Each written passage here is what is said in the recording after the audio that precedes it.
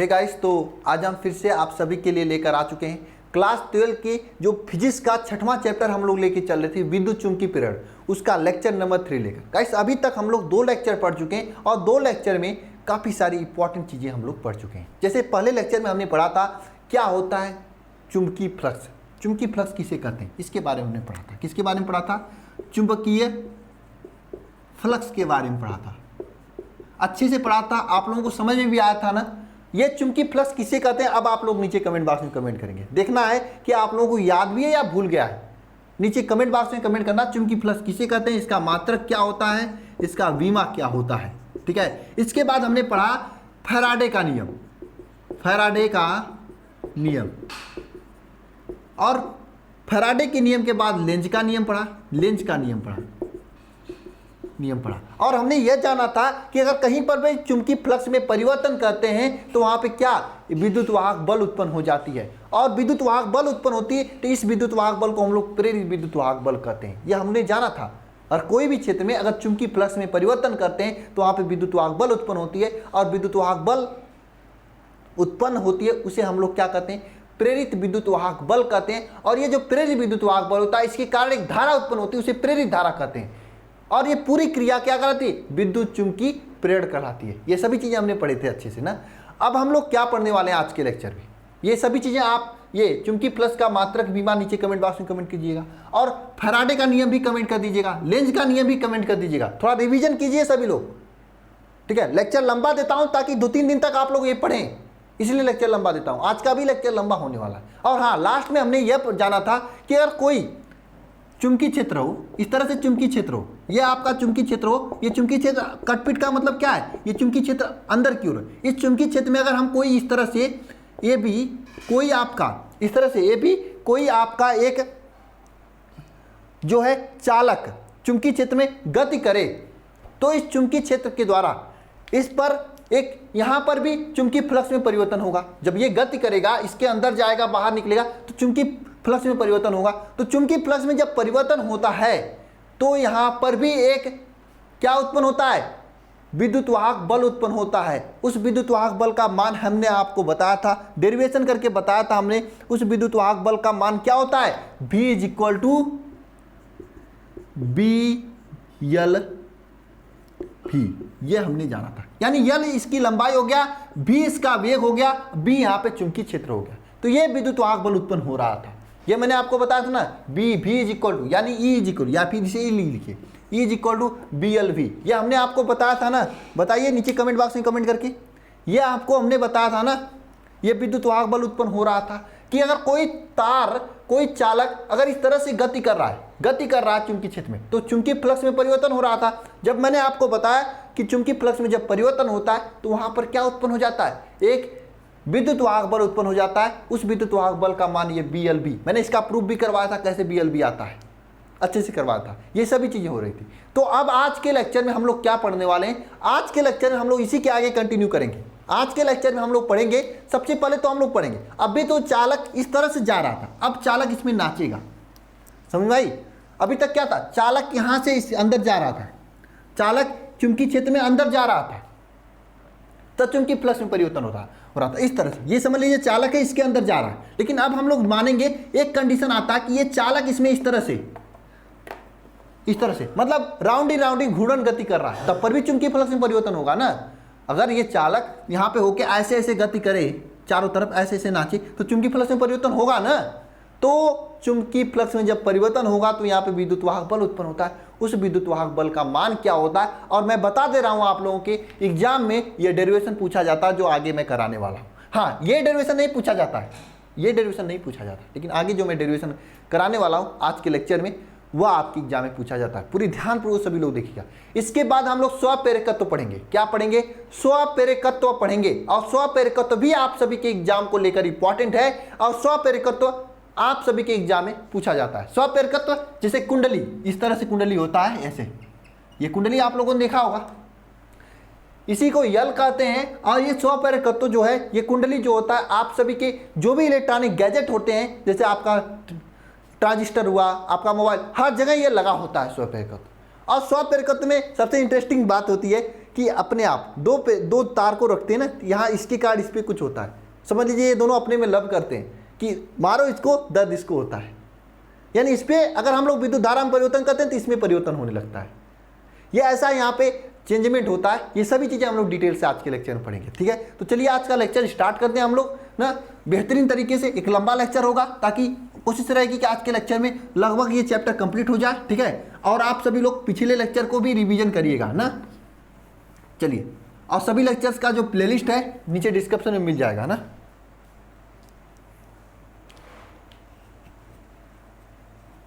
तो आप सभी लोग अब हेडिंग डालिए कि घूर्णी गति के कारण चालक छड़ के घूर्णन गति से प्रेरित विद्युत वाहक बल। हेडिंग क्या डालेंगे? चालक छड़ के घूर्णन गति के कारण प्रेरित विद्युत वाहक बल, ठीक है। घूर्णन गति के क्या? चालक छड़ के घूर्णन गति के कारण प्रेरित विद्युत वाहक बल। मैं आपको अभी अभी बताया था, मैं फिर से बता रहा हूं वही बात दोबारा कि अभी हमने क्या जाना था, अभी हमने यही जाना था कि कोई अगर यहाँ पे चुंबकीय क्षेत्र इस तरह से अंदर की तरफ है, ये चुंबकीय क्षेत्र क्या है? अंदर की तरफ है। ये चुंबकीय क्षेत्र क्या है? यहाँ पे अंदर की तरफ है। यह चुंबकीय क्षेत्र जहाँ पे जो अंदर की तरफ है, इस चुंबकीय क्षेत्र में अगर कोई छड़ इस तरह से, ये देखिए इस तरह से अंदर जा रहा है, तो यहाँ पे क्या हो रहा था? इस तरह से केवल अंदर जा रहा सीधे सीधे, तो यहाँ पे क्या हो रहा था? चुंबकीय फ्लक्स में परिवर्तन हो रहा था। चुंबकीय फ्लक्स में क्या हो रहा था? परिवर्तन हो रहा था। चुंबकीय फ्लक्स में परिवर्तन हो रहा था, ठीक है। चुंबकीय फ्लक्स में जब परिवर्तन हो रहा था, ध्यान से सुनिएगा सभी लोग, चुंबकीय फ्लक्स में जब परिवर्तन हो रहा था, जब परिवर्तन होता है चुंबकीय फ्लक्स में, तो क्या हो जाता है? विद्युत वाहक बल उत्पन्न हो जाती है, जिस विद्युत वाहक बल को हम लोग प्रेरित विद्युत वाहक बल कहते हैं। और जो ये प्रेरित विद्युत वाहक बल है ई, यहाँ पे क्या था? अगर ये मान लीजिए चालक की लंबाई क्या था? जल है और यह v वेग से गति कर रहा है, तो चुंबकीय क्षेत्र b है, तो यहाँ पे जो विद्युत वाहक बल होगा क्या होगा? VLB होगा। ये आपका विद्युत वाहक बल होगा, ठीक है। ये विद्युत वाहक बल होगा VLB। अभी तक मैंने आपको बताया था, लेकिन अब यहाँ पे ये कंडीशन चेंज हो जाता है। यहाँ पे क्या कंडीशन होता है? ये आपका, मैंने आपको अभी बताया था कि ये आपका जो है चुंबकीय क्षेत्र है, इस तरह से ये चुंबकीय क्षेत्र है। ये देखिए, ये डेरिवेशन आपके एग्जाम में पूछा जाता है, आप देखेंगे तो लास्ट ईयर में पूछा गया है, इसलिए पूरी ध्यान से समझना। ये डेरिवेशन नहीं पूछा जाता, इसमें केवल फार्मूला आएगा तो आप न्यूमेरिकल कर ले जाएंगे, लेकिन ये डेरिवेशन एग्जाम में पूछा जाता है, इसका न्यूमेरिकल नहीं पूछा जाता है, ठीक है। इसमें क्या होता है? ये चुंबकीय क्षेत्र जो कि अंदर की तरफ यहाँ पे, इस चुंबकीय क्षेत्र में हमने एक इस तरह से हमने एक छड़ लेकर इस तरह से नचा रहे हैं, राउंडिंग में घूर्णन गति कर रहे हैं। जब घूर्णन गति करें तब पर भी यहाँ पे चुंबकीय फ्लक्स में परिवर्तन होगा ना चुंबकीय फ्लक्स में परिवर्तन। अरे बताइए सभी लोग कमेंट बॉक्स में कमेंट करके, चुंबकीय फ्लक्स में परिवर्तन होगा कि नहीं होगा? बताइए सभी लोग नीचे कमेंट बॉक्स में कमेंट करके, होगा ना चुंबकीय फ्लक्स में परिवर्तन अगर हम इसको नचाएंगे तो? ये देखिए परिवर्तन हो गया, नीचे गिर गया, ठीक है। इसको हम नचा रहे हैं तो यहाँ पे चुंबकीय फ्लक्स में परिवर्तन होगा। जब चुंबकीय फ्लक्स में परिवर्तन होगा तो प्रेरित विद्युत वाहक बल उत्पन्न होगा कि नहीं होगा ना। जब चुंबकीय फ्लक्स में परिवर्तन होगा तो प्रेरित विद्युत वाहक बल उत्पन्न होगा ना, ठीक है। तो उस प्रेरित विद्युत वाहक बल का मान हमें डेरिवेट करना है। समझ में आया सभी को? क्या करना है? उस प्रेरित विद्युत वाहक बल का मान डेरिवेट करना है। पहली बात, आप सभी लोग जो कुछ भी जानते हैं भूल जाइए। मैं सभी से कहना चाहता हूं, जो कुछ भी जानते हैं भूल जाइए, क्योंकि जो खाली मेमोरी होती है दिमाग की, आप देखे होंगे मोबाइल की, जो खाली मेमोरी होती है उसमें अपलोडिंग डाउनलोडिंग दोनों बहुत ही अच्छे तरीके से होता है। जब कुछ भर जाता है ना वायरस, तो दिक्कत आती है। तो आप सभी लोग मेरे लिए सब चीज़ें भूल जाइए, मैं जैसे डेरिवेशन करा रहा हूँ वैसे कीजिए, आपको आएगा भी, याद भी होगा, एग्जाम में भी कर ले जाओगे, ठीक है। तो सभी लोग पहले भूलिए, तब भी हम स्टार्ट करते हैं डेरिवेशन को, ठीक है। तब तक मैं स्याही भर रहा हूँ। पहले आप सभी लोग भूलिए जो पुराना पढ़े हैं, जो नहीं पढ़े हैं उनके लिए तो ये सभी चीज़ें नहीं है, फिर भी आएगी, ठीक है, टेंशन नहीं लेना। थोड़ा सा हम स्याही भर लें रेड में, क्योंकि इसका ज़रूरत आएगी ना।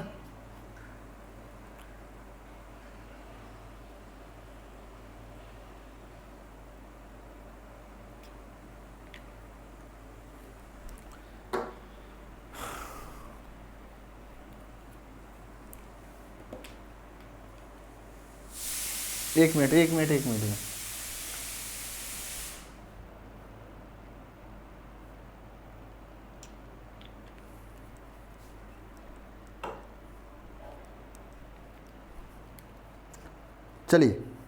चलिए स्टार्ट करते हैं, ठीक है।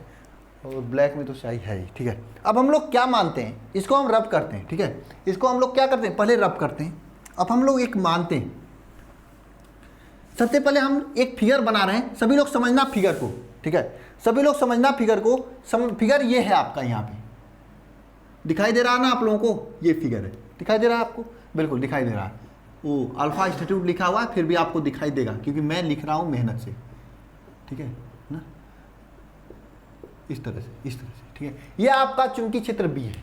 क्या है? चुंबकीय क्षेत्र बी है। बात समझना सभी लोग, ये आपका क्या है, चुंबकीय क्षेत्र क्या है, यहाँ पे बी है। और इस चुंबकीय क्षेत्र बी में एक आपका ये छड़ है, ये आपका एक छड़ है, यह क्या है, आपका छड़ है, जिसकी लंबाई यल है, जिसकी लंबाई क्या है, यल है। और इस तरह से गति कर रही है। मैंने आपको बताया ना, ऐसे नाच रही है। अरे समझ लीजिए, इस तरह से, मतलब आप समझिए, इस तरह से राउंडिंग। पहले तो इसके ऐसे जा रहा था, अंदर जा रहा था। अब क्या करा, इसी जगह रह के इसको केंद्र मानकर इस तरह से गति कर रही है। ये चुंबकीय छड़ जो है गति कर रही है। इतना समझ में आया। यहाँ पे चुंबकीय क्षेत्र क्या है, बी है, और छड़ की लंबाई यल है, और ये गति कर रही है इस तरह से। जब ये गति कर रही है तो गति किसी न किसी वेग से करेगा। जैसे यहाँ पे अंदर जा रहा था तो ये भी वेग से जा रहा था, लेकिन अब जो गति कर रही है यह ओमेगा कोणीय वेग से गति कर रही है, कोणीय वेग से। अब कुछ लोग कहेंगे सर ये कोणीय वेग क्या होता है, यही कहेंगे, मुझे मालूम है 11वीं में आप लोग घूर्णन गति पढ़े होंगे, चाहे आप बायो से हो चाहे मैथ से हो। 11वीं में आपको घूर्णन गति पढ़ाया गया होगा और आप पढ़े होंगे। कुछ लोग कहेंगे सर मेरे सिलेबस में तो था, बुक में भी था, सर पढ़ाए भी थे, लेकिन हमने पढ़ा नहीं, कहेंगे कुछ लोग। ऐसे है ना, जो है नीचे कमेंट बॉक्स में कमेंट करें। ऐसी प्रॉब्लम है आप लोगों के साथ, तो मैं इस प्रॉब्लम को दूरी कर देता हूं। कमेंट करें सभी लोग इस तरह से, ध्यान देना। जैसे आप लोग वेग होता है, वेग तो सभी को समझ में आ रहा है। वेग क्या होता है, सबसे पहले वेग समझिए, फिर कोणीय वेग आ जाएगा। देखिए, दूरी परिवर्तन की दर को हम लोग क्या कहते हैं, वेग कहते हैं। दूरी परिवर्तन की दर का मतलब क्या होता है सर, दूरी परिवर्तन का दर मतलब क्या हुआ कि अगर आप अपने घर से अपने कॉलेज छोड़िए, मंदिर, कोई मंदिर जाता है कि नहीं जाते हो आप लोग मंदिर? अरे भगवान का पूजा वूजा किया करो। पूजा करने से आपको जो भगवान की पूजा करने से आपको जो पॉजिटिव एनर्जी मिलती है, और जो पॉजिटिव एनर्जी है यह आपके बोर्ड एग्जाम, चाहे आपकी ज़िंदगी की कोई भी एग्जाम हो, उस एग्जाम में एक अच्छा परसेंटेज लाने में, काफ़ी परसेंटेज मतलब बोर्ड में और ज़िंदगी की किसी भी परीक्षा में उसे उत्तीर्ण करने में, वो भी अच्छे तरीके से, कोई भी परीक्षा हो उसको क्रॉस करने में काफ़ी हेल्प करेगा। इसलिए मंदिर वगैरह जाया करो सभी लोग, ठीक है। अपने घर से आप मंदिर जा रहे हो, मानते हैं 20 मिनट लग रहा है, कितना लग रहा है, 20 सेकेंड लग रहा है, सेकेंड तो नहीं लगेगा, मिनट लग रहा है, 20 मिनट लग रहा है। और घर से मंदिर 20 मिनट, और घर से मंदिर की दूरी 20 किलोमीटर नहीं, 20 किलोमीटर नहीं, 20 किलोमीटर नहीं यार, 20 किलोमीटर नहीं, 1 किलोमीटर है, ठीक है, 1 किलोमीटर है। तो आपका वेग क्या हो जाएगा, आपका वेग 1/20 हो जाएगा। कुछ समझे? नहीं समझे? यानी कि आप 1 किलोमीटर 20 मिनट में गए तो 1/20 हो जाएगा। मतलब जितना दूरी गए, यहां पे दूरी बटे समय हो जा रहा है। ये हो रहा है ना, दूरी बटे समय तो हो रहा है आपके वेग। लेकिन सर आप तो यहाँ पे कोणीय वेग समझाना है, आप वेग क्यों समझा रहे हो, यही कहोगे आप लोग। सर ऐसा क्यों कर रहे हो, ऐसा अन्याय क्यों कर रहे हो मेरे साथ, यही कहोगे आप लोग ना। लेकिन मैं कहूँगा अन्याय नहीं, आपके साथ न्याय हो रहा है, ध्यान देना इधर। वेग के लिए आपने क्या किया, दूरी बटे समय।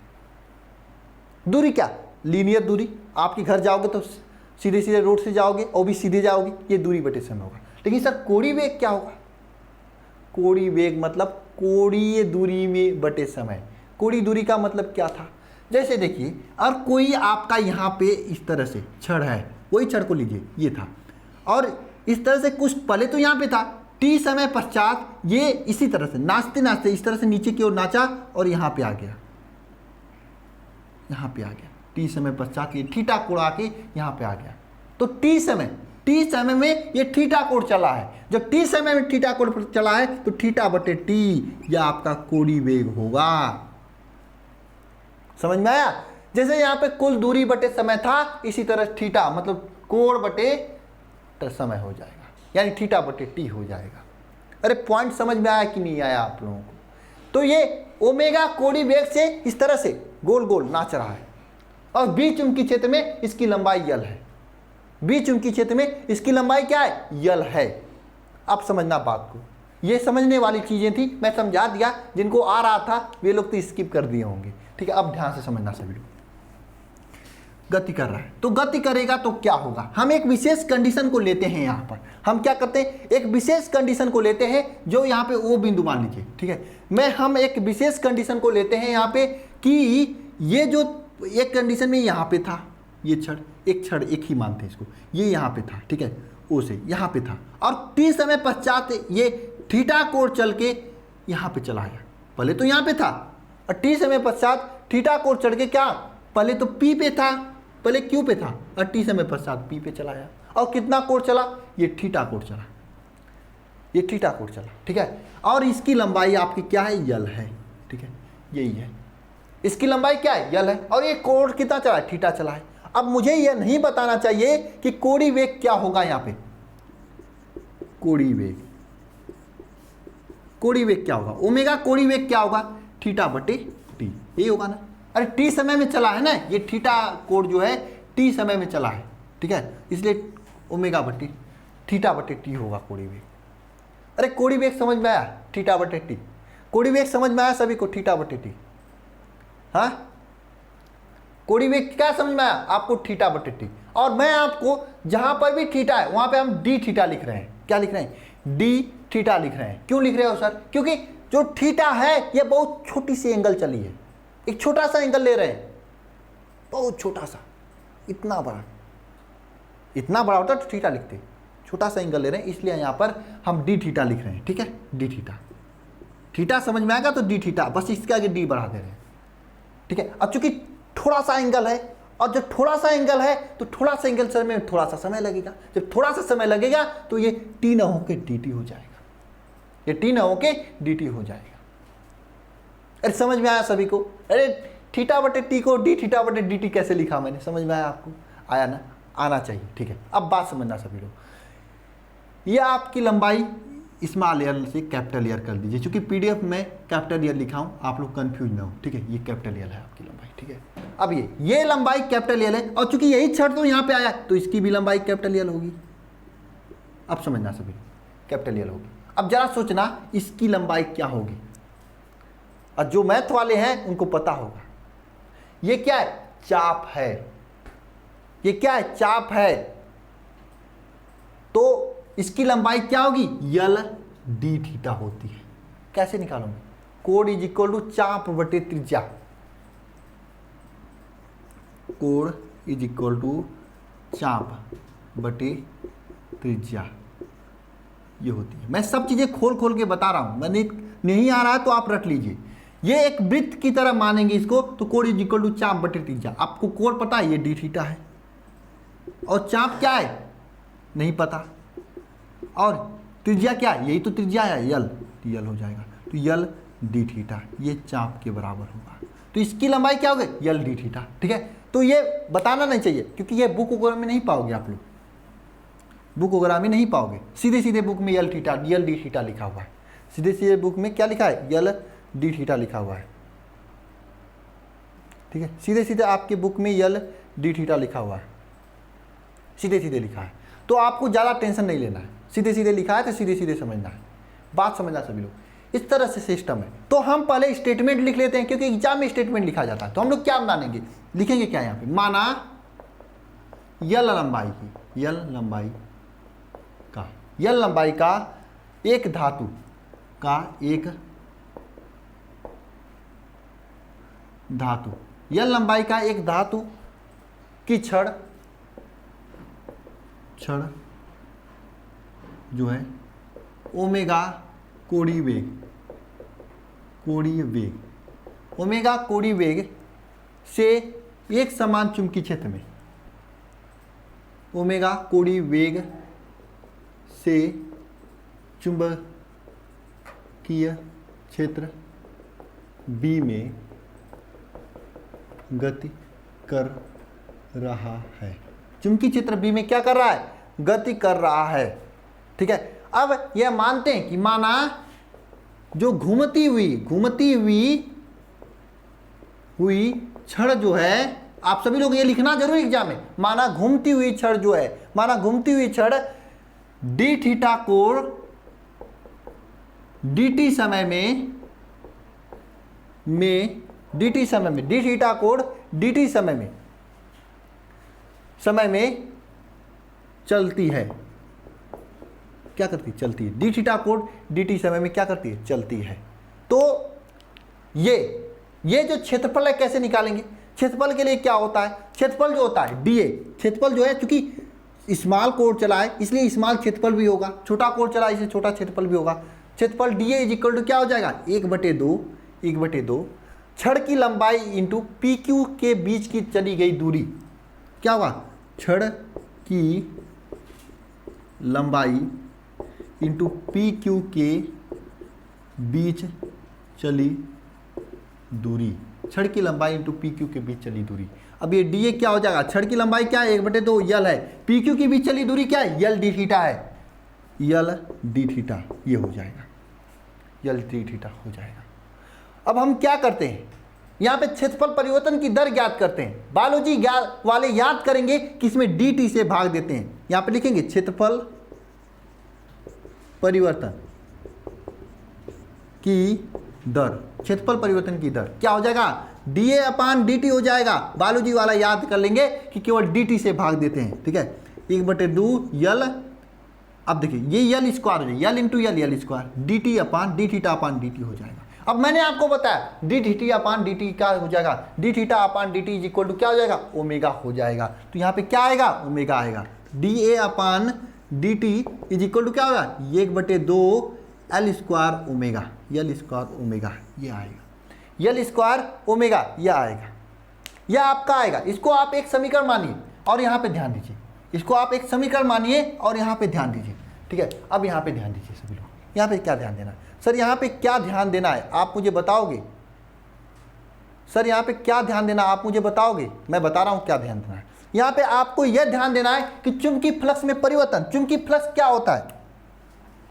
चुंबकीय फ्लक्स क्या होता है? चुंबकीय flux phi is equal to क्या था? BA था। चुंबकीय flux phi is equal to क्या था? BA था। अब ये चुंबकीय फ्लक्स में परिवर्तन ज्ञात करेंगे। जैसे यहाँ पे क्षेत्रफल में परिवर्तन ज्ञात कर रहे थे, उसी तरह से हम लोग यहाँ पे चुंबकीय फ्लक्स में परिवर्तन ज्ञात करेंगे।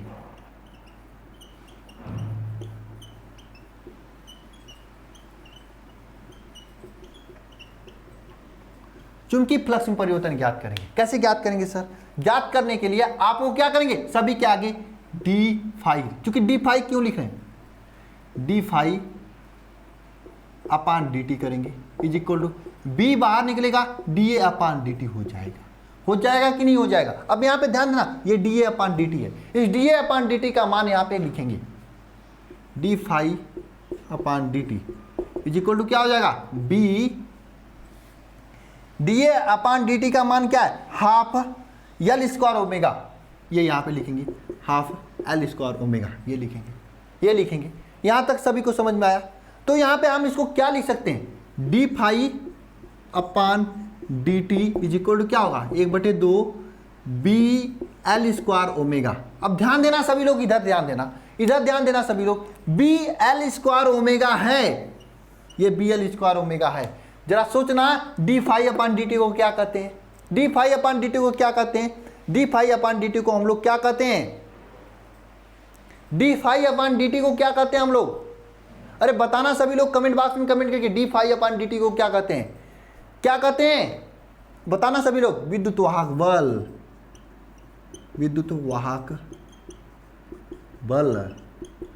E होता है, is equal to d phi upon dt। ठीक है, इज इक्वल टू क्या हो जाएगा? 1/2 BL² ओमेगा। अब मैं आपको बता रहा हूं ये जो है आपके विभिन्न कंपटीशन एग्जाम में भी पूछा जाता है फार्मूला, साथ में एग्जाम में इसका डेरिवेशन पूछा जाता है, इसलिए आप सभी को इसका डेरिवेशन तैयार होना चाहिए। अब मैंने जितना भी बेसिक्स से हुआ मैंने आपको बेसिक्स से बताने की कोशिश किया। मैंने यहां पे पहले यह भी समझाया कि डी थीटा अपॉन dt क्यों लेंगे, यह मैंने समझाया आपको, मैंने एक एक पॉइंट अच्छे से समझाया। अब मैं उम्मीद करता हूं आप लोगों को समझ में आया होगा। और ये तो आपका क्या प्रेरित विद्युत वाहक बल हो गया। अब प्रेरित धारा क्या होगी, प्रेरित धारा क्या होगी, प्रेरित धारा क्या होगी, ध्यान देना सभी लोग, प्रेरित धारा क्या होगी आपको मालूम है, धारा I इक्वल टू क्या होता है, V upon I equal to धारा क्या होता है जरा बताइएगा, E अपान R या V अपान R होता है। यहां पे क्या हो जाएगा, E अपान R हो जाएगा। E का मान क्या है, ये 1/2 BL² ओमेगा अपान R हो जाएगा। ये आपका प्रेरित धारा हो जाएगा। ये क्या हो जाएगा, प्रेरित धारा हो जाएगा। ये आपका प्रेरित धारा हो जाएगा। ये क्या हो जाएगा, प्रेरित धारा हो जाएगा। अरे बोलिए समझ में आ रहा है सभी को, ये आपका प्रेरित धारा हो जाएगा। ये पूरा का पूरा डेरिवेशन आपके एक व्हाइट बोर्ड पर आ गया है और सभी चीजें मैं उम्मीद करता हूं आप लोगों को समझ में भी आ गया होगा। अरे आया कि नहीं समझ में बताइए सभी लोग कमेंट बॉक्स में। इसको दोबारा रिपीट करना पड़ेगा, बिल्कुल मैं ही रिपीट करूंगा। आपको करना क्या, जो लाल पॉइंट दिखाई दे रहा है उसको थोड़ा सा पीछे स्किप कर लेना है, पूरा रिपीट कर दूंगा मैं, ठीक है। डाउट जहां पे होगा उसको और ध्यान से देखना है। फिर भी नहीं समझ में आता है, नीचे कमेंट बॉक्स है, अपना भड़ास कमेंट बॉक्स में निकाल लेना कि सर मुझे यहाँ पे नहीं समझ में आया। मैं आपके जो भी डाउट्स होगा उसको डाउट सेशन में बता दूंगा, ठीक है। परेशान मत होना, अलग से मैं कोई क्लास लूँगा वहाँ पे बता दूंगा, ठीक है। ये पूरा आप सभी लोग अच्छे से नोट कीजिए। हालांकि मैं पीडीएफ में इसी तरीके से किया हूँ, पीडीएफ में किया हूँ, आप सभी लोग देख सकते हैं पीडीएफ को, ठीक है। 1 मिनट, पीडीएफ को आप सभी लोग देख सकते हैं हैंड रिटन वाले पीडीएफ में। 1 मिनट, हैंड रिटन वाला पीडीएफ में लाता हूँ, ठीक है। ये हैंड रिटन वाला पीडीएफ, 1 मिनट,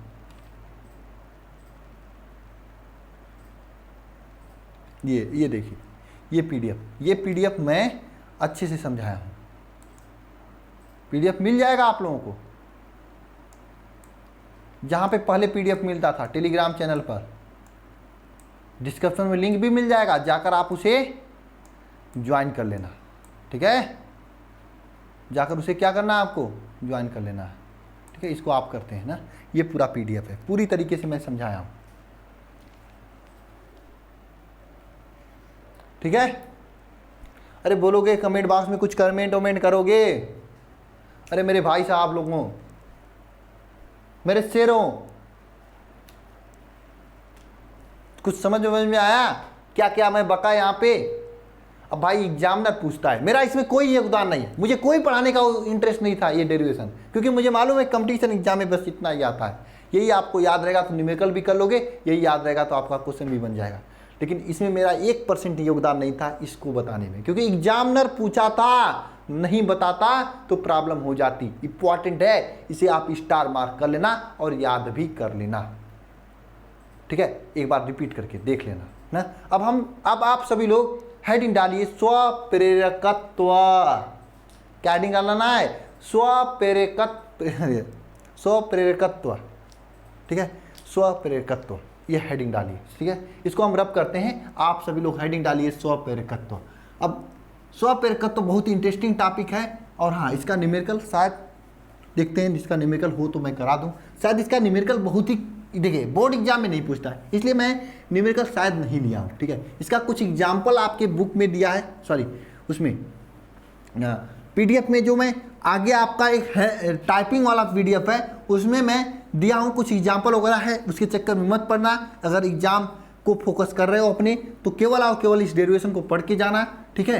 हालांकि पीडीएफ में मैं दे दिया हूँ एक्स्ट्रा, क्योंकि चूंकि मुझे बार बार पीडीएफ न बनवाना हो, क्योंकि जो अल्फा कंपटीशन एग्जाम आपका चैनल है, अल्फा कंपटीशन एग्जाम, उस अल्फा कंपटीशन एग्जाम चैनल पर हम आप सभी के कंपटीशन एग्जाम की भी तैयारी कराऊंगा। डिस्क्रिप्शन में लिंक मिल जाएगी, सब्सक्राइब नहीं किया हो तो कर लेना, आपके लिए काफ़ी बेनिफिट होगा, ठीक है। तो वहाँ पे जब आपके कंपटीशन एग्जाम की तैयारी कराऊंगा मैं, तो जब वहाँ पे कंपटीशन एग्जाम की तैयारी कराऊंगा मैं, तो फिर से पीडीएफ ना बनवाना पड़े, इसलिए मैं पहले से पीडीएफ बनवा दे रहा हूँ। ठीक है, अब पीडीएफ ही आप ही लोग करोगे तैयारी ना, ये नहीं कि इंटर पास होने के बाद शादी ब्याह करके आराम से सेटल हो जाना है, ऐसा तो कुछ नहीं है ऐसा प्लान तो भाई मुझे भी बुलाना शादी वगैरह में, मैं भी आऊँगा, पूरे जितने भी सर हो रहे हैं सबको लेकर आऊँगा, खाऊँगा अच्छे से, ऐसा कोई प्लान वगैरह हो तो, ऐसा तो कोई नहीं है तो बताना मुझे भाई, कितने लोगों का ऐसा प्लान है। ठीक है, हाँ एड्रेस मैं आप लोगों को दे दूंगा, एड्रेस दे दूंगा आप लोगों को। ठीक है, बस टेलीग्राम पे बता देना, वहीं पे मैं एड्रेस दे दूंगा। ठीक है, आ जाऊंगा। ठीक है, चलिए अब आप सभी लोग हेडिंग डालेंगे स्वपेरकत्व।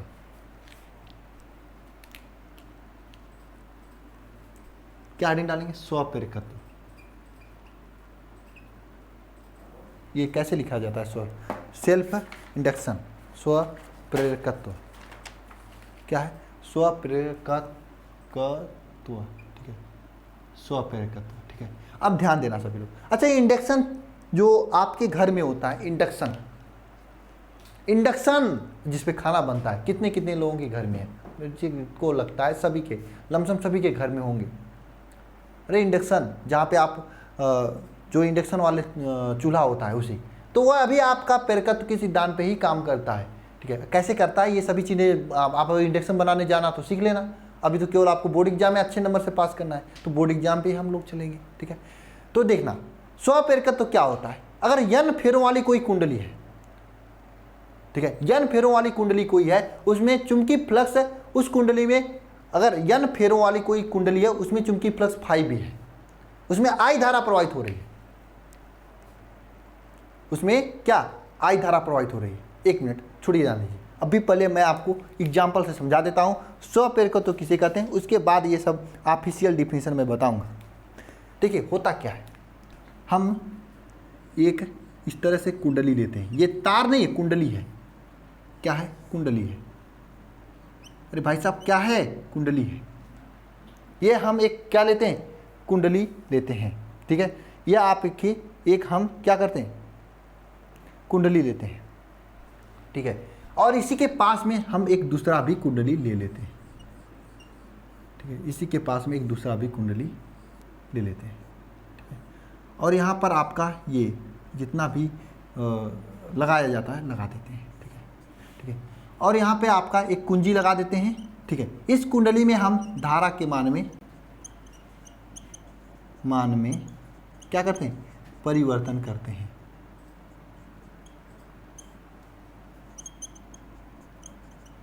इस कुंडली में हम लोग धारा के मान में क्या करते हैं? परिवर्तन करते हैं। जब धारा के मान में यहाँ पे परिवर्तन करते हैं तो यहाँ पर एक हम क्या धारा मापी लगा देते हैं। क्या? एक धारा मापी लगा देते हैं। ये यहाँ पर क्या है?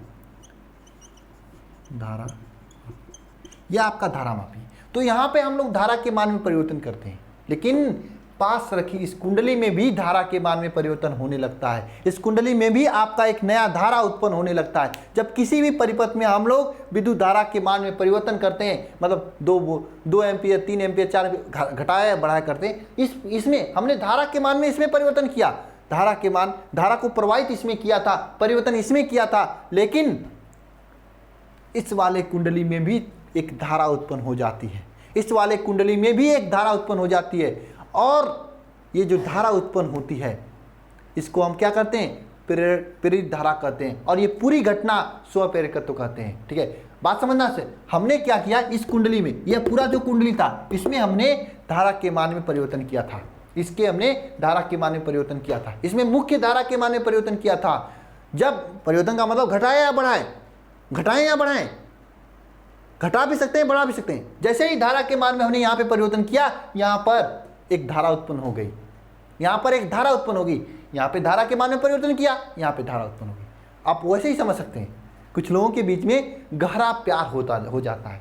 आप लोगों में से किसी को होगा ऐसा प्यार, अगर मारा उनको जाए तो दर्द आपको होता है, ऐसा होता है ना, कनेक्शन इंटरली बना होता है, ऐसा होता है, कुछ लोग होंगे ऐसे। सिमिलरली यहाँ पे धारा के मान में यहाँ परिवर्तन हो रहा है, लेकिन यहाँ पे धारा उत्पन्न हो जा रहा है। अब जरा बताना, अगर यहाँ पे हम धारा बढ़ाएंगे तो क्या यहाँ पे धारा बढ़ेगी या घटेगी? बताना जरा, सभी लोग बताना कमेंट बॉक्स में कमेंट करके, मैं कमेंट देख रहा हूं आप लोगों के।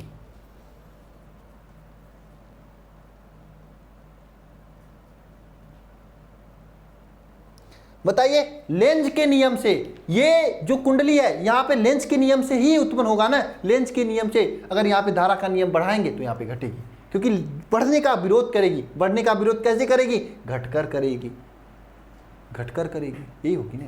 तो यहाँ पे मेरे कहने का मतलब यह है, अगर यहाँ पे हम लोग धारा के मान में परिवर्तन करते हैं तो यहाँ पे क्या हो जाता है? प्रेरित धारा उत्पन्न हो जाता है। यही घटना आपका स्वप्रेरक कहलाता है, यही घटना आपका स्वप्रेरक कहलाता है। अब ऐसा क्यों होता है? अब ऐसा क्यों होता है? देखिए, यहाँ पे हमने धारा के मान में परिवर्तन करते हैं तो क्या होता है? यहाँ पे क्या होता है? चुंबकीय फ्लक्स में परिवर्तन हो जाता है। चुंबकीय में क्या हो जाता है? परिवर्तन होता है। जब चुंबकीय फ्लक्स में परिवर्तन होता है तो यहाँ पे एक प्रेरित विद्युत वाहक बल उत्पन्न होता है। चुंबकीय फ्लक्स में जब परिवर्तन होता है तो यहाँ पे क्या होता है? प्रेरित विद्युत वाहक बल उत्पन्न होता है। अब प्रेरित विद्युत वाहक बल उत्पन्न होने के कारण यहाँ पे प्रेरित धारा हो जाती है, उत्पन्न हो जाती है। तो पूरी पॉइंट समझ में आया? पहले यहाँ पे हमने धारा के मान में परिवर्तन किया था, जैसे ही धारा के मान में परिवर्तन किया यहाँ पे चुंबकीय फ्लक्स में परिवर्तन होने लगा। जब चुंबकीय फ्लक्स में परिवर्तन होने लगा तो यहाँ पे प्रेरित विद्युत वाहक बल उत्पन्न हो गया। जब प्रेरित विद्युत वाहक बल उत्पन्न हो गया तो यहाँ पे प्रेरित धारा उत्पन्न हो गया। प्रेरित विद्युत वाहक बल से प्रेरित धारा उत्पन्न हो गया। ये पूरी घटना समझ में आया? तो हम लोग क्या लिखेंगे? जब किसी परिपथ में प्रवाहित विद्युत धारा के मान में परिवर्तन करते हैं तो संबद्ध फ्लक्स में साथ साथ परिवर्तित होता है। इसके कारण यहाँ पे क्या होता है? विद्युत वाहक बल उत्पन्न हो जाता है। ठीक है, इसे लिखेंगे, स्वप्रेरकत्व का डिफिनेशन लिखेंगे। जब किसी परिपथ में, यहाँ पे इस परिपथ की बात मैं कर रहा हूं, इस परिपथ में जब किसी परिपथ में परिवर्तनशील कौन सा? परिवर्तनशील धारा प्रवाहित किया जाता है। धारा प्रवाहित किया जाता है, प्रवाहित किया जाता है। परिवर्तनशील धारा प्रवाहित किया जाता है। जब किसी परिपथ में परिवर्तनशील क्या होता है? धारा प्रवाहित किया जाता है। जब परिवर्तनशील धारा प्रवाहित होता है तो उसमें संबद्ध फ्लक्स में भी साथ साथ में परिवर्तन होता है। तो संबद्ध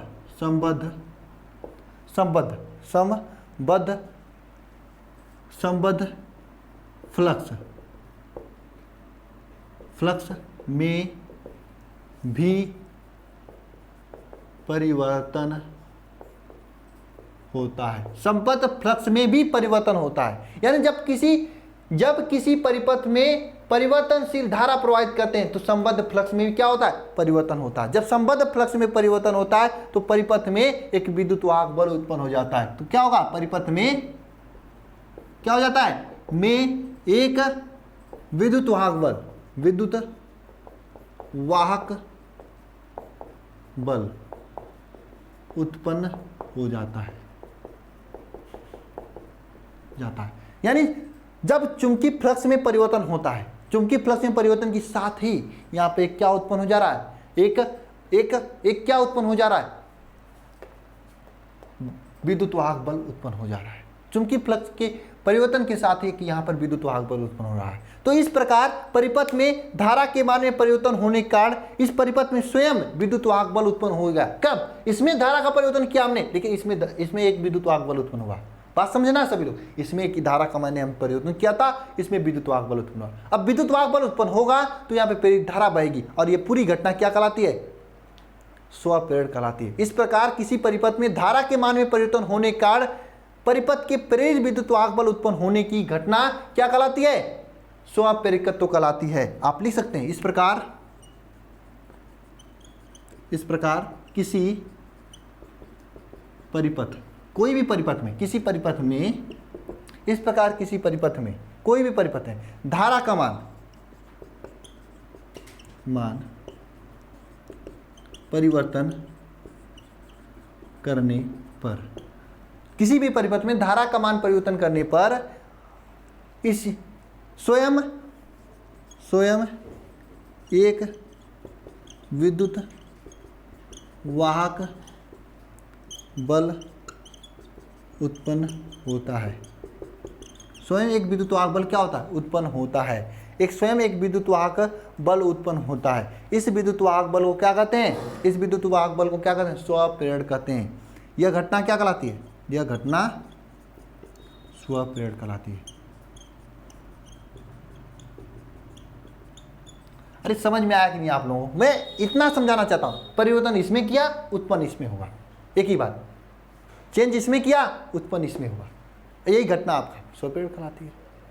अरे यार सीधी सी बात है, जब इस परिपथ में हमने विद्युत धारा के मान में परिवर्तन किया था तो इसमें क्या उत्पन्न हुआ था, विद्युत धारा का जब मान इसमें परिवर्तन किया तो यहाँ पर आपका एक प्रेरित विद्युत वाहक बल उत्पन्न हुआ। प्रेरित विद्युत वाहक बल उत्पन्न होने के कारण यहाँ पे प्रेरित धारा बनने लगी, और ये घटना क्या कहलाई आपकी, स्वप्रेरण कहलाई। ये घटना क्या कहलाई आपकी, स्वप्रेरण कहलाई। ठीक है, ये घटना क्या कहलाई, स्वप्रेरण कहलाई। क्या कहलाई आपकी, स्वप्रेरण कहलाई। ठीक है ना, यह घटना क्या कहलाई, स्वप्रेरण कहलाई। ठीक है, अब हम लोग क्या मानते हैं, हम लोग मानते क्या है, आप सभी लोग हमारे साथ साथ मानना और साथ साथ चलना। हम लोग मानते क्या है, सीधी सी बात समझ में आए। अगर हम यहाँ पे मार्कर से सही, अगर इस मार्कर में हमने स्याही भरा तो मार्कर में इसमें स्याही बढ़ने लगा, ऐसा हो सकता है, ऐसा होगा तो ये के स्वप्रेरण करेंगे। तो हिंदी भाषा में यह है डिफिनेशन, ये है जब किसी परिपथ में परिवर्तनशील धारा प्रवाहित करते हैं तो संबद्ध फ्लक्स में भी परिवर्तन होता है, इसके कारण परिपथ में विद्युत वाहक बल उत्पन्न हो जाता है।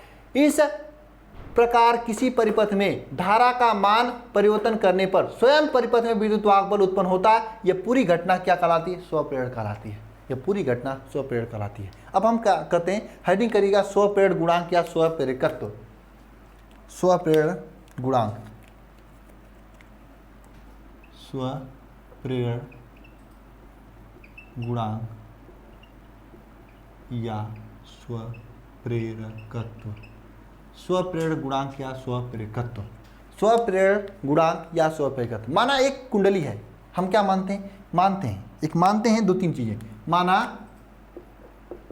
माना एक क्या है, कुंडली है जिसमें आई धारा प्रवाहित हो रही है। माना एक कुंडली है जिसमें आई धारा प्रवाहित हो रही है। क्या हो रही है, आई धारा प्रवाहित हो रही है। धारा प्रवाह के कारण जो कुंडली के फेरे जो हैं उसमें क्या, ये देखिए एक कुंडली है जिसमें आई धारा प्रवाहित हो रही है। चुंबकीय फ्लक्स क्या है, फाई है। इसमें आई धारा प्रवाहित हो रही है और चुंबकीय फ्लक्स जो है फाई बी है। क्या, चुंबकीय फ्लक्स क्या है, फाई बी है। चुंबकीय फ्लक्स जो है क्या है, फाई बी है। यदि कुंडली में फेरों की संख्या क्या है, n है। यदि क्या है, कुंडली में फेरों की संख्या n हो तो, यदि कुंडली में फेरों की संख्या कितना n हो तो क्या होगा, आपका जो n फाई बी होगा ये प्रोपोर्शनल टू आई होगा। इसका मतलब समझ रहे हैं आप सभी लोग। यानी जो ये कुंडली थी आपकी, यहाँ पे ये जो कुंडली बनी थी, पहली वाली कुंडली, ये दूसरी वाली कुंडली, ये बता रही है जितना इसमें धारा बढ़ाओगे उतना यहाँ पे चुंबकीय फ्लक्स में परिवर्तन होगा। बात समझ में आ रही है। ये कुंडली ये बता रही है कि आप जितना यहाँ पे धारा बढ़ाएंगे उतना यहाँ पे चुंबकीय फ्लक्स में परिवर्तन होगा। यही तो बता रही है आपको। ये क्या कर रही है, बता रही है, ठीक है, कि यहाँ पे जितना धारा प्रवाहित करोगे उतना यहाँ पे चुंबकीय फ्लक्स में परिवर्तन होगा। अब यहाँ पे हम क्या करते हैं, ये जो प्रोपोर्शनल का चिन्ह हटा देते हैं। हटाते हैं कैसे, एक यल नामक नियतांक यूज कर देते हैं। n phi B is equal to L I कर देते हैं। n phi B is equal to L I कर देते हैं। n phi B is equal to L I कर देते हैं। n phi B is equal to L I कर देते हैं। अब यहाँ से ध्यान देना सभी लोग, n phi B is equal to L I कर देते हैं। यहाँ से ध्यान देना सभी लोग, क्या हो जाएगा, L इज इक्वल टू क्या हो जाएगा, L इज इक्वल टू क्या हो जाएगा, n फाई बी अपान आई, n फाई बी अपान आई, n फाई बी अपान आई।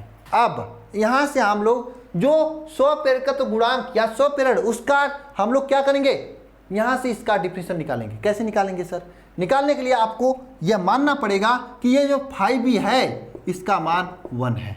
फाई बी का मान 1 है। फाई बी का मान क्या है, 1। सॉरी एक मिनट, इसमें बहने वाली धारा जो है, इसमें बहने वाली धारा 1 एम्पियर है। इसमें क्या करते हैं, जो आपका कुंडली थी, जो मैंने आपको दिखाया था बना के यहाँ पे, उस कुंडली में 1 एम्पियर की धारा प्रोवाइड करते हैं। जब 1 एम्पियर की धारा प्रोवाइड करोगे तो क्या होगा, यहाँ पे देखना सभी लोग, ये आई के स्थान पर 1 लिख दीजिए, तो L इक्वल टू क्या होगा, N फाई बी हो जाएगा। L इक्वल टू क्या हो जाएगा, N फाई बी हो जाएगा। L इक्वल टू क्या हो जाएगा, N फाई बी हो जाएगा। यानी स्वप्रेरकत्व या स्वप्रेरकत्व किसे कहते हैं, स्वप्रेरकत्व गुणांक किसे कहते हैं बताइए। जब किसी कुंडली में एकांक एम्पियर यानी 1 एम्पियर की धारा प्रवाहित की जाए तो उस कुंडली का स्वप्रेरकत्व उसके फ्लक्स के बराबर होता है। आप लिखेंगे, जब किसी कुंडली में 1 एम्पियर की धारा प्रवाहित किया जाए, जब किसी कुंडली में 1 एम्पियर की धारा प्रवाहित किया जाए तो उस कुंडली में क्या है, उस कुंडली में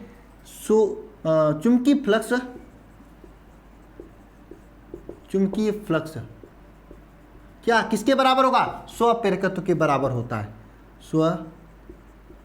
स्वप्रेरकत्व के बराबर होता है।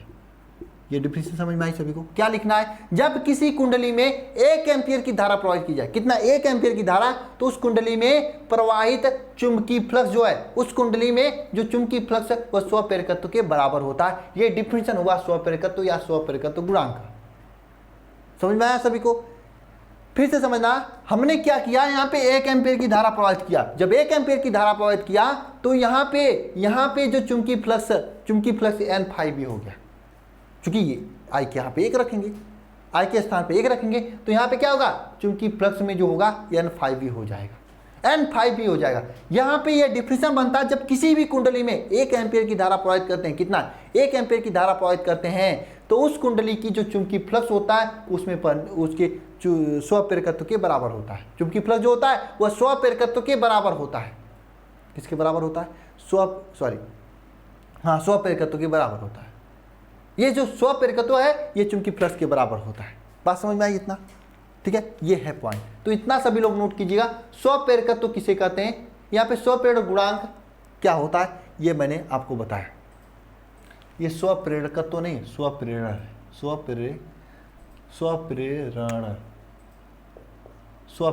स्वप्रेरण किसे कहते हैं आपको मैंने पूरी तरीके से बताया। ये धारा उत्पन्न होती है, इसको मिटा दें। पूरी तरीके से मैंने समझाया कि 2 कुंडली लिया था, जैसे माने यहाँ पे हमने यह कुंडली लिया, इस रेड वाले कुंडली में हमने धारा परिवर्तित किया, तो इसके बगल में ये ब्लू वाला जो कुंडली है इसमें अपने आप विद्युत वाहक बल उत्पन्न हो जाए, अपने आप उत्पन्न हो गया, जादू हो गया यहाँ पे।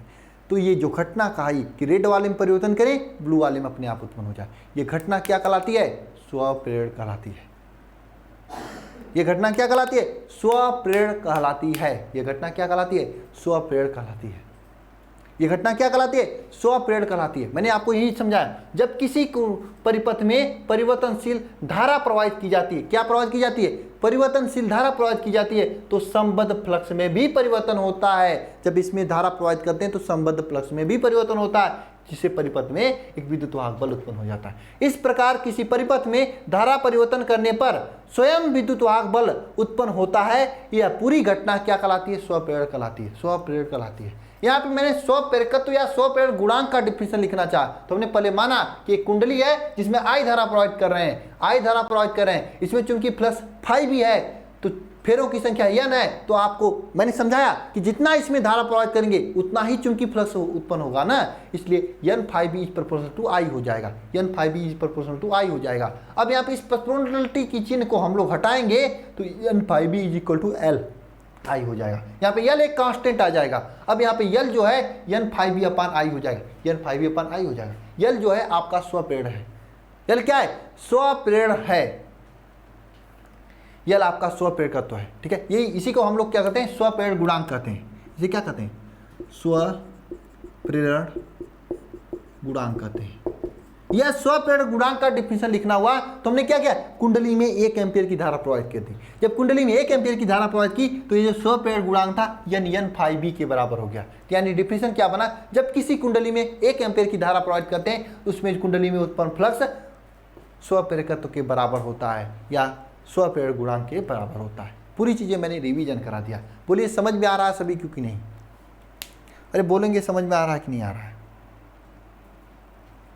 हाँ, समझ में आ रहा है कि नहीं आ रहा है? बताएं सभी लोग। तो आप लोगों को इतना समझ में आया बताइए कमेंट बॉक्स में कमेंट करके। तो हम इसको रब करते हैं। अब इसके बाद हम लोग क्या ज्ञात करेंगे, कुंडली के एकांक एम्पियर मतलब कुंडली में जो है विद्युत वाहक बल ज्ञात करेंगे। कैसे विद्युत वाहक बल ज्ञात करते हैं, विद्युत वाहक बल तथा स्वप्रेरकत्व के बीच संबंध ज्ञात करेंगे। ठीक है, और यहाँ से न्यूमेरिकल बनता है। और आपके एग्जाम में यहाँ से क्वेश्चन कैसे बनता है, ये सबसे महत्वपूर्ण चीज़ आपको जानना चाहिए।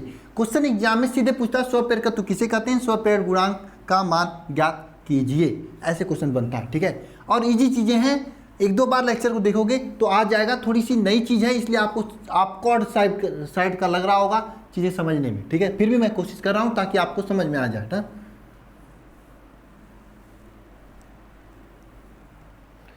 चलिए इधर ध्यान दीजिए सभी लोग, इधर ध्यान दीजिए। अब ये हो गया आपका। ठीक है, अब देखिए विद्युत वाहक बल तथा स्वप्रेरकत्व के मध्य संबंध। हेडिंग करिए, विद्युत वाहक बल, हेडिंग करिए सभी लोग, विद्युत वाहक बल तथा स्वप्रेरकत्व के मध्य संबंध। विद्युत वाहक बल तथा स्वप्रेरकत्व के मध्य संबंध किसके मध्य संबंध ज्ञात करना, विद्युत वाहक बल ई तथा स्वप्रेरकत्व यल के मध्य संबंध ज्ञात करना। जैसे आप लोग जानते हो कि विद्युत वाहक बल ई इक्वल टू क्या होता है, n d phi अपान dt होता है। ये आप लोग जानते हो, मैंने आपको पहले बताया था। डेल्टा फाई, ये डेल्टा लिख दीजिए, एक मिनट, क्या होता है minus n delta phi upon delta T, ये होता है क्या, स्वप्रेरकत्व। ठीक है, विद्युत वाहक बल ई का मान होता है।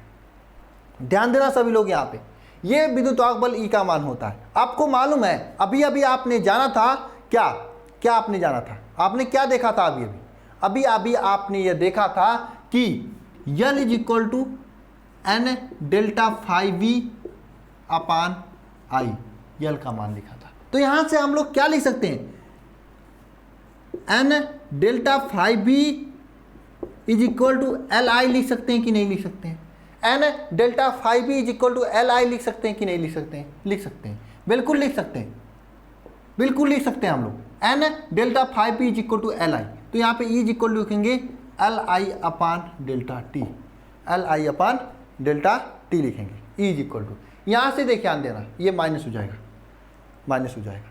यहाँ से क्या लिखेंगे, एक मिनट, हम क्या करते हैं इसको, ई इज इक्वल टू ऐसा लिख सकते हैं कि नहीं लिख सकते हैं, माइनस ये डेल्टा बाहर निकाल देते हैं, एन फाई बी, ऐसा लिखेंगे। अब ऐसा लिखेंगे,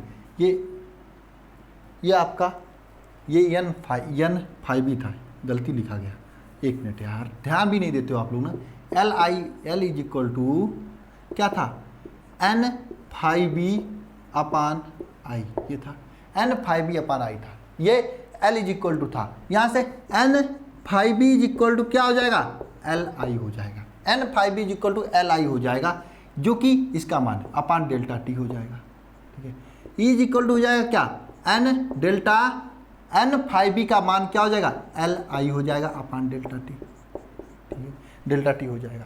यहाँ से स्पष्ट है कि डेल्टा अंदर जाएगा, जब डेल्टा अंदर जाएगा तो क्या हो जाएगा, एल बाहर निकलेगा और ये delta I upon delta T हो जाएगा। कुछ लोग को सर ये सर क्या हो रहा है समझ में नहीं आ रहा है, अगर नहीं समझ में आ रहा तो अच्छी बात है, आप लोग याद कर लीजिए, इसका मतलब आप 11th में नहीं पढ़े।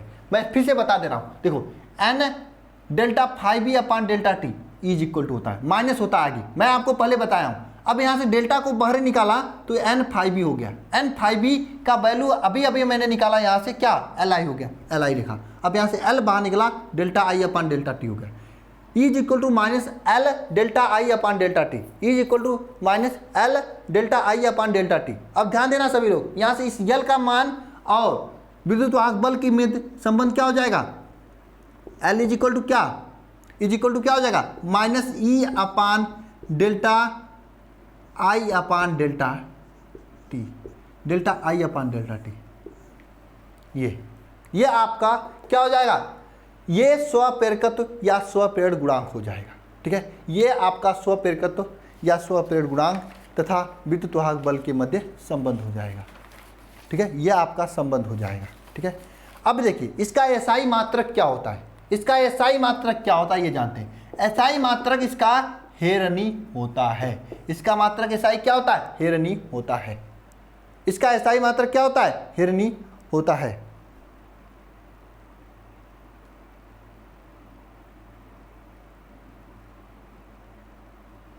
इसका एसआई मात्रक क्या होता है, हेरनी होता है। क्या होता है, हेरनी होता है।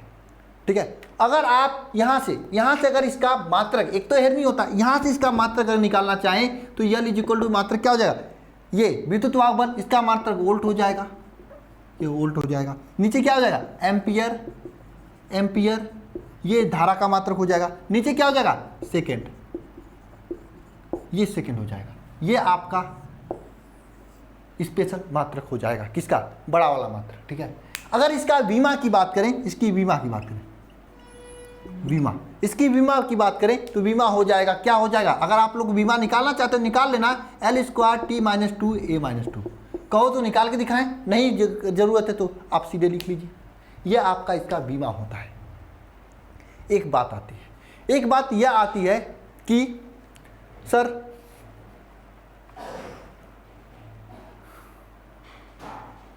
ये इतना समझ में आया आप सभी लोगों को?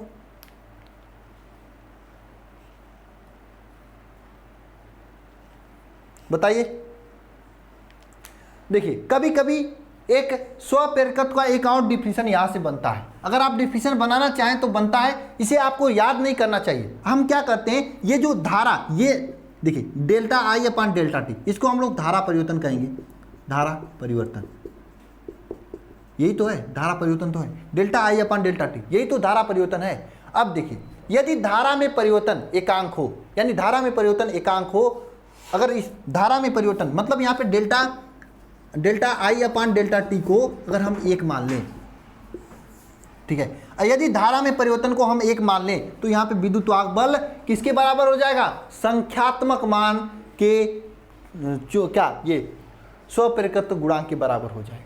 अरे समझ में आ रहा है सभी को भी नहीं? ये पहले कमेंट करके बताओ, मुझे गलत हो रहा है यार, कमेंट करके बताओ। मैं चिल्ला चिल्ला के पढ़ा रहा हूँ, आप लोग कुछ कमेंट ही नहीं कर रहे हो, भागे जा रहे हो। हाँ, ये देखो सीधी सी बात है, ये धारा में परिवर्तन delta I upon delta T, धारा में परिवर्तन अगर हम एक मान लें, धारा में परिवर्तन को हम एक मान लें तो यहाँ पे क्या हो जाएगा, ये अगर delta phi upon delta T को हमने एक मान लिया, यहाँ पे ध्यान देना, इसको delta phi upon delta T को हमने एक मान लिया तो L is equal to minus C के बराबर हो जाएगा। इसका मतलब क्या, अगर धारा में परिवर्तन, किसी भी कुंडली के धारा में परिवर्तन एकांक हो तो उस कुंडली में बहने वाला विद्युत वाहक बल स्वप्रेरकत्व गुणांक के बराबर होता है। बात समझ में आया? यदि आप लिख सकते हैं किसी कुंडली में धारा में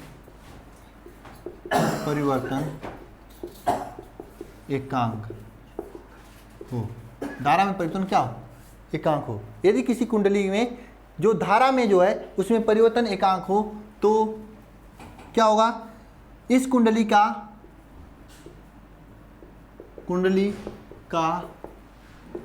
स्वप्रेरकत्व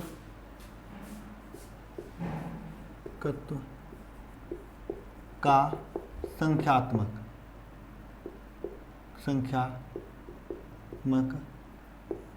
मान, स्वप्रेरकत्व का संख्यात्मक मान इसमें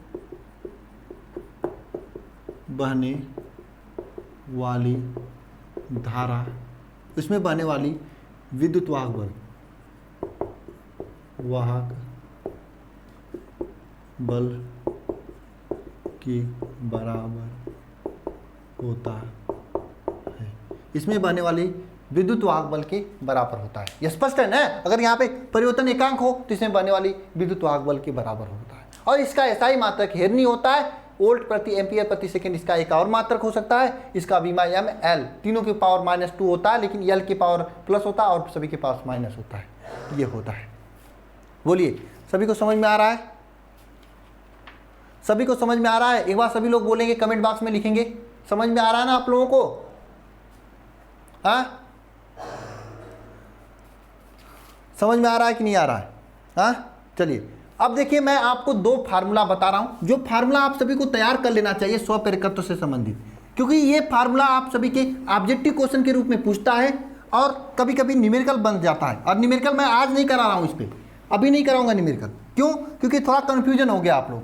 स्वप्रेरकत्व और अननोन प्रेरण, स्वप्रेरण और अननोन प्रेरण दोनों पढ़ाने के बाद जब लास्ट में मैं न्यूमेरिकल कराऊंगा, ध्यान देना।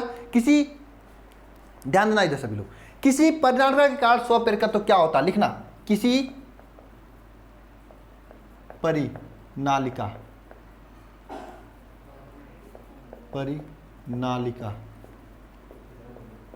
के कारण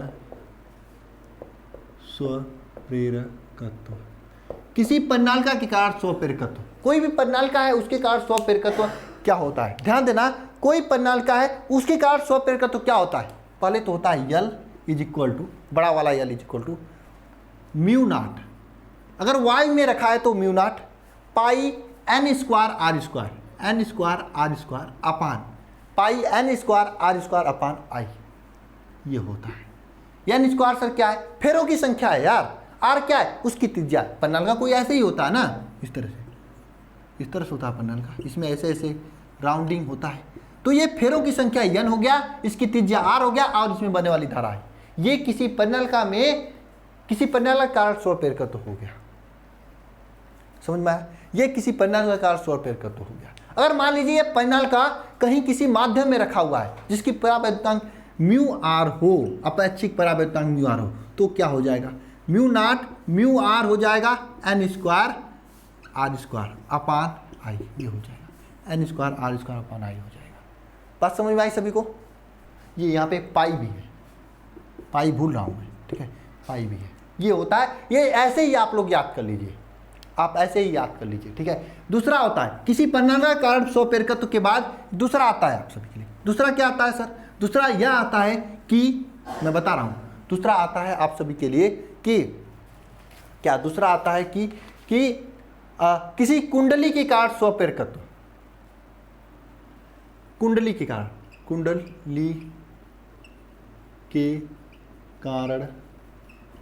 स्वप्रेरकत्व, किसी कुंडली के कारण स्वप्रेरकत्व क्या होता है? किसी कुंडली के कारण स्वप्रेरकत्व यल इज इक्वल टू, किसी कुंडली के कारण स्वप्रेरकत्व L is equal to mu not N square, क्या होता है? Mu not N square pi R, हाँ पाई आर अपान 2 होता है। दोनों याद कर लेना सभी लोग।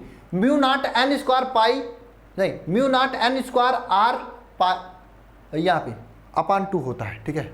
एन स्क्वायर आर अपान 2 ये होता है। किसी कुंडली के कारण स्वप्रेरकत्व होता है, ठीक है। इतना हेरनी होता है। Mu not N square pi R by 2, ये ठीक है ना।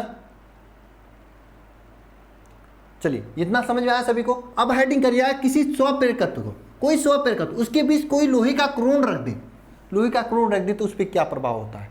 स्वप्रेरकत्व पर लोहे का क्रोन का प्रभाव लिखेंगे सभी लोग।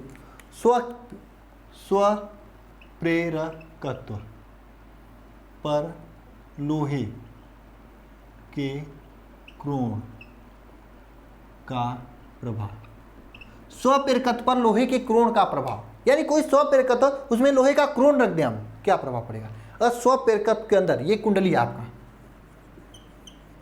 ठीक है, ये कुंडली है आपका, ठीक है, ये कुंडली है आपका, ठीक है। इस कुंडली के अंदर हमने ये लोहे का क्रोन रख दिया। तो जब लोहे का क्रोन इस कुंडली के अंदर रखूंगा तो इस कुंडली का चुंबकीय फ्लक्स में, जो चुंबकीय फ्लक्स है उसकी संख्या बढ़ जाएगी। अगर चुंबकीय फ्लक्स की संख्या बढ़ेगा तो सीधी सी बात है यहाँ पे स्वप्रेरकत्व बढ़ जाता है। तो सीधी सी बात आप लोग लिखेंगे, स्वप्रेरकत्व में लोहे का क्रोन रखने पर चुंबकीय स्वप्रेरकत्व में वृद्धि होती है।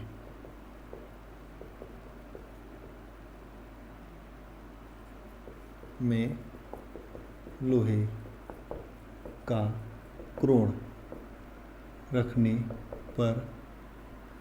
पर किसमें वृद्धि होती है? कुंडली में लोहे का क्रोण रखने पर स्वप्रेरकत्व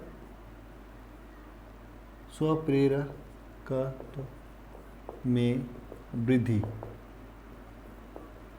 हो जाती है। स्वप्रेरकत्व में क्या हो जाती है? वृद्धि हो जाती है। लोहे का क्रोण रखने पर क्या होता है? स्वप्रेरकत्व में वृद्धि हो जाती है, ये हो जाता है। ठीक है, ये तो हो गया आपका स्वप्रेरकत्व में लोहे के क्रोण का प्रभाव। अब देखिए, किसी कुंडली में संचित ऊर्जा, ये इस पे न्यूमेरिकल बन रहा है। किसी कुंडली में संचित ऊर्जा कैसे ज्ञात करें? कुंडली में संचित ऊर्जा कैसे ज्ञात करते हैं? किसी कुंडली में संचित ऊर्जा कैसे ज्ञात करते हैं? किसी भी कुंडली में संचित ऊर्जा ज्ञात करने के लिए 1/2 Li², ये फार्मूला यूज करते हैं। L क्या है? आपका स्वप्रेरकत्व है। I क्या है? कुंडली में प्रवाहित धारा। जैसे मान लीजिए यही कुंडली है, इसका स्वप्रेरकत्व L है, I धारा प्रवाहित हो, तो इसमें संचित ऊर्जा क्या हो जाएगा? 1/2 Li², ये हो जाएगा। 1/2 Li², ये हो जाएगा। इसमें संचित ऊर्जा हो जाएगा। अब देखिए, स्वप्रेरकत्व का जो प्रेरकत्व है उसका समायोजन कैसे करते हैं? दो स्वप्रेरकत्व, इसको जोड़ते कैसे हैं, ये हम लोग पढ़ेंगे। यहां तक सभी को समझ में आया? किसी भी कुंडली में स्वप्रेरकत्व में अगर क्रोण रख दिया जाए, इस कुंडली के बीच में यहाँ पे हमने लोहे का क्रोण रख डाला, तो क्या होगा? इसका स्वप्रेरण में बढ़ जाता है। ये ऑब्जेक्टिव के रूप में क्वेश्चन पूछता है कि किसी स्वप्रेरकत्व में चुंबकीय कुंडली के क्रोण रखने पर क्या प्रभाव बनता है? क्रोण रखने पर क्या प्रभाव बनता है? उसके स्वप्रेरण गुणांक या स्वप्रेरकत्व में वृद्धि हो जाती है। दूसरी चीज, कुंडली में संचित ऊर्जा क्या होता है? कुंडली में संचित ऊर्जा क्या होती है? 1/2 Li², ये संचित ऊर्जा हो जाती है। ठीक है, अब देखिए, ये जो स्वप्रेरकत्व है इसका समायोजन कैसे करते हैं? दो प्रकार से करते हैं। एक तो इस तरह से श्रेणी क्रम में करते हैं, इस तरह से श्रेणी क्रम में जुड़ते हैं। यह L1 है, यह L2। ये आपका कैसा समायोजन है? श्रेणी क्रम समायोजन है। ये कैसा समायोजन है? श्रेणी क्रम समायोजन है। ये आपका एक श्रेणी क्रम समायोजन है। ये श्रेणी क्रम समायोजन कैसा है? श्रेणी क्रम समायोजन, ये कैसा समायोजन है? श्रेणी क्रम समायोजन है। जब श्रेणी क्रम समायोजन यह है, तो श्रेणी क्रम समायोजन में प्रेरकत्व क्या होता है जानते हैं?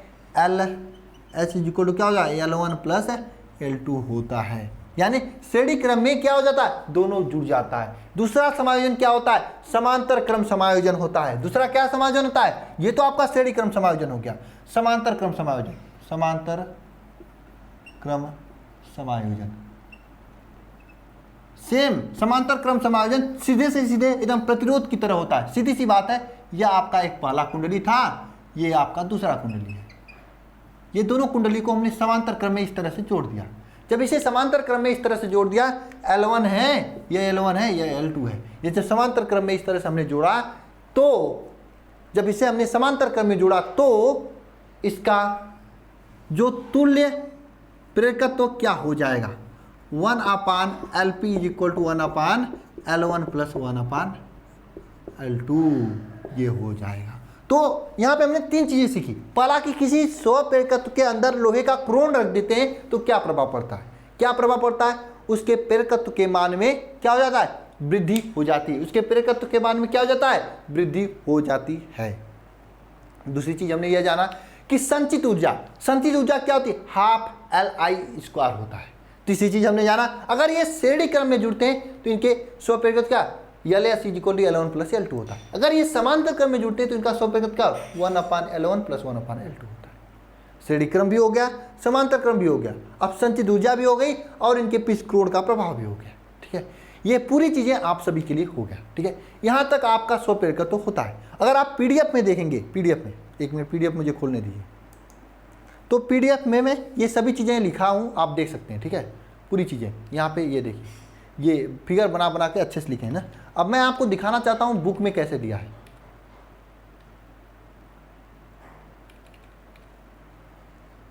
एक मिनट,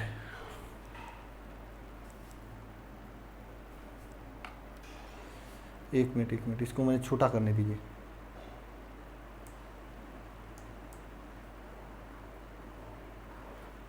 चलिए एक मिनट देख लेने दीजिए मुझे। अननोन पेड़ का तो है, इससे पहले आपका कहा 100 पेड़ है, पेड़ तो तत्वों का समायोजन। देखिए इसमें क्या है आपका, देखिए यहाँ से आपका पेड़कत्व शुरू है, यहाँ से आपका पेड़कत्व शुरू है, यहाँ से देख रहे हैं आपका ये पेड़कत्व शुरू है ना, शुरू पेड़कत्व, ये पेड़कत्व आपका शुरू है। पेड़कत्व के बारे में ये सभी चीज़ें दी गई हैं। 100 पेड़ के बारे में जैसा मैंने फिगर बना के बताया वैसे दी गई हैं। अगर आपके पास समय है कुछ सेकंड का तो आप सभी चीज़ों को अपने से एक बार रीड करिएगा। देखिए किताब रीड करना बहुत ही बड़ी कला है। किताब या कोई नोट्स जो हैंड रिटन नोट्स होती है या फिर कोई चीज़ें अगर आप अपने से पढ़कर समझ जाते हो तो ये सबसे बड़ी आपके लिए उपलब्धि है। आने वाले भविष्य में आप कोई भी एग्जाम दोगे आसानी से अच्छा कर ले जाओ, लेकिन अपने से पढ़कर समझ लेते हो तब।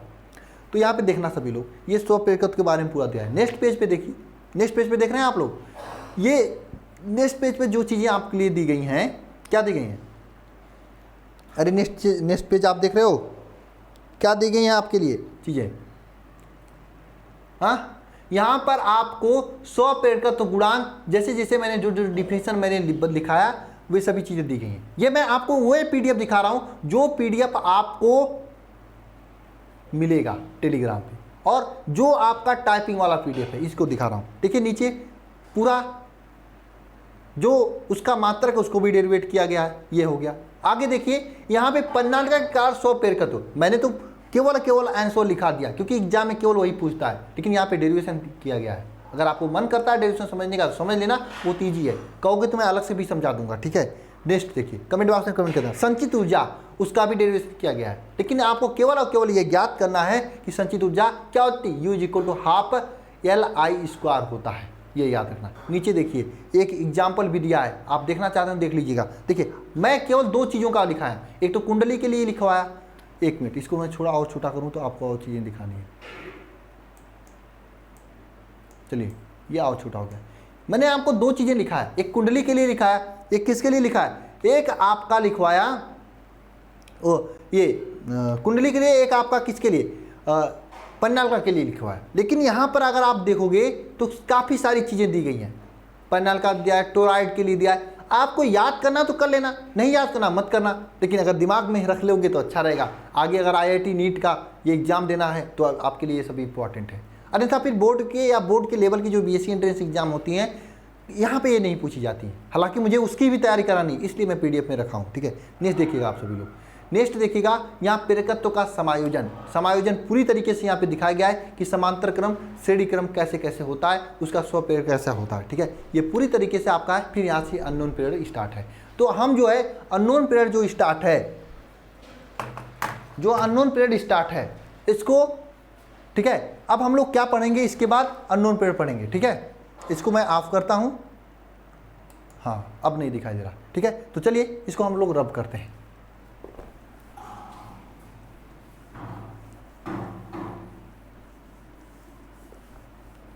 ठीक है, अननोन पीरियड का, अच्छा इसका हैंड रिटेन नोट्स भी है आप सभी के पास, ठीक है। लास्ट में जाएंगे, PDF के लास्ट में मैं देखूंगा तो ऐसा करूंगा कि 100 पेड़ के बाद मैं हैंड रिटेन वाला नोट्स भी दे दूंगा, ठीक रहेगा।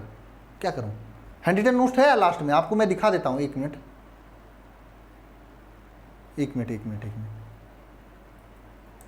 ठीक है, 1 मिनट, हाँ 1 मिनट लास्ट में है यार, 1 मिनट। ये देखिए लास्ट में ये पूरा पूरा हैंड रिटन नोट्स भी है, ठीक है। तो आपको जिससे समझ में आए, बुक ये जो आपका नोट्स वाला है टाइपिंग वाला, उससे समझ में आया तो वो भी अच्छा है, नहीं समझ में आता तो ये हैंड रिटन नोट्स भी है, ठीक है। ये है, इसके आगे भी मैं जोड़ दूंगा, ठीक है। अभी नहीं जुड़ा है, मैं जोड़ दूंगा ना। तो जैसा भी आपको समझ में आए, तो ये आपको क्या पढ़ना है, अननोन पीरियड पढ़ना है, ठीक है। ये आपको अननोन पीरियड पढ़ना है आपको, ठीक है। क्या पढ़ना है, अननोन पीरियड पढ़ना है। तो इसको हम आप करें, ये रब हो गया है, ठीक है।